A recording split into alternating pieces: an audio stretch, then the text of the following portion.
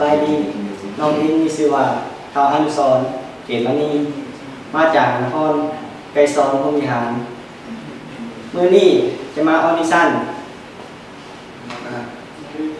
ในเวทีต้องได้หายรางวัลซีซั่น2กับบทเพลงมีชื่อว่านางฟ้าคนจนเสียได้ความงามเจ้าเดนองลาเจ้าถือคนรวยเขาพาขึ้นสวรรค์แล้วทิ่มลงดินเป็นตัวสำหองอยู่ห้องน้อยๆน้ำตาไหลลินจะหมดอะไรตายสิ้นถึงเขาทิ้งก็ยังมีอายเสียได้ความดีเจ้ามีให้เขาแต่ผล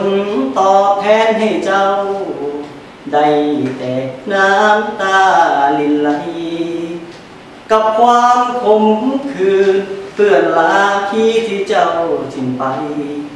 ทางหน้าอายคงเงินได้